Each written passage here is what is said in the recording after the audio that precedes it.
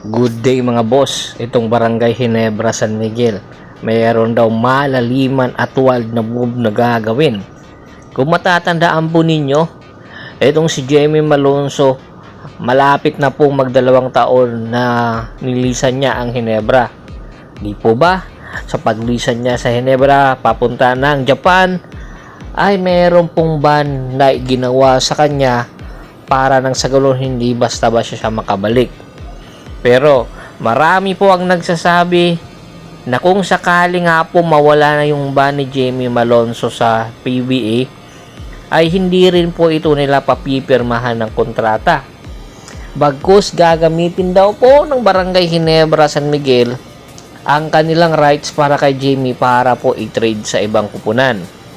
At malaki po ang posibilidad na posibleng mag-acquire ng Barangay Ginebra o i-acquire ng Barangay Ginebra itong si Calvin Abueva. Dagdag puwersa, dagdag energy guy kung sakasakali nga pong pakawalan ito ng Converge Fiber Exers.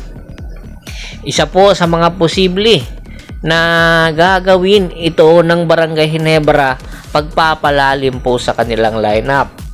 Bakit nga ba si Calvin Abueva?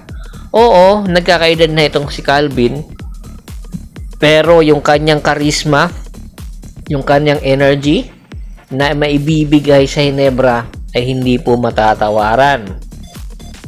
Marami po ang galit kay Calvin, pero marami din po ang bilib dahil sa kanyang ipinapamalas na hard work. Alam naman po natin si Calvin Abueva, all out po itong maglaro. Marami din po ang kumukwestiyon kung mananatili ba ito matagal sa Converge or maghahanap din ito ng kanyang kupunan na paglalaruan at pagriritiruhan. Ito na nga po ba ang Barangay Ginebra San Miguel? Kung sakali nga po matuloy ito sa Ginebra, sino naman po ang ibibigay ng Ginebra San Miguel papunta sa Converge Fiber Exers? Ito po yung mga katanungan na tanging hindi pa po natin masasagot sa ngayon, pero gumagawa na po ng paraan itong Ginebra dahil nga po sa kasalukuyan ang PBA ay nasa pahinga, halos 2 buwan po ang break, at gusto nga po nila itong Ginebra sa kanilang kartada na 2 win and 3 loss sa mga natitira nilang laban ay magpapalalim sila at makakatulong daw itong si Calvin kung sakasakali. Take note ha, hindi lang po si Calvin ang tinitingnan ngayon, gusto rin po kunin ng Barangay Ginebra San Miguel itong si CJ Cancino. At eto nga pong si Jamie Malonzo ang posibleng ipalit. Opo, si Jamie, si CJ Cancino po, isa sa mga legitimate shooter ngayong panahon sa PBA. At siya rin po yung leading scorer ng Meralco Bolts. Sa kanyang taglay na kakayahan at karisma, kung kukunin ito ng Barangay Ginebra San Miguel, talagang magiging major impact po ito sa Ginebra.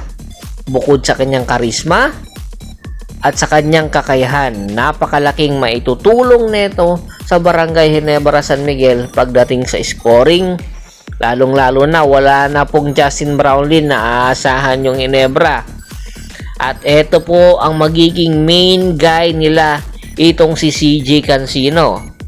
Naisip nyo na ba kung sakali nga pong i-partner ito kay RJ Abarrientos, di ba? Ang lupit. Dahil itong si Scottie Thompson, alam natin na hindi na rin po ito magtatagal sa PBA. Unti-unti na rin po nararamdaman ni Scottie Thompson ang kanyang mga injury. Kaya itong si CJ, ito po yung possible at future na superstar in the making ng Barangay Ginebra San Miguel. Iisa ito sa mga posibleng ma-improve ang kanyang kakayahan ni CJ, ang kanyang leadership skills, ang kanyang passing ability, ang kanyang shooting ability, kasi po hindi naman po siya consistent sa Meralco Bolts. Oo, siya nga po yung isa sa mga highest scorer sa Meralco, pero hindi po siya consistent. At yung kanyang kakayahan sa depensa ay dapat ma-improve pa niya dahil kung sakasakali nga po mapunta siya sa Ginebra, ang number 1 na po na i-improve ni Coach Timcon sa kanya yung kanyang depensa, dahil napakalaki pa po ng kakulangan sa depensa nitong si CJ Cancino. Kaya etong si Jamie Malonzo, kung sakali po na hindi ito magpatuloy doon sa Japan at kung ma-approve yung trade na Jamie Malonzo at CJ Cancino, ay tiyak sa susunod na konferensya sa Philippine Cup, itong si Jamie Malonzo makababalik na po sa PBA at sa ilalim na po ng Meralco Bolts. Isa po sa mga tinitingnan na option ngayon yung kakulangan nga po nila sa big man, kaya malaking tulong po itong si Jamie Malonzo. Tingin nyo ba magiging patas ito? Komento na po sa baba ng video at pag-usapan po natin yan. Once again, this is Percival Monteron at your service. Don't forget to subscribe my sports channel at don't forget to click the notification bell button para nga maging updated palagi sa kwentuhan. At bago pa man po natin tapusin ang ating kwentuhan, shoutout muna tayo sa ating mga solid followers na lagi pong sumusuporta sa atin. Kay Scott Ranger, Domingo Obo, Brini Dineros, Ricky Lanza ng Ricky Rider TV ng Tansa Cavite, Katsakino Dokusin ng Hagonoy Bulacan, Yornel Belches, Criston Mariscal, Donald Gato. Pakibisita na rin po ng Facebook fanpage ko na Hapres Page 3, Polgoso at Bostor para po sa mga karagdagang sports balita. Hanggang sa muling kwentuhan, maraming salamat po.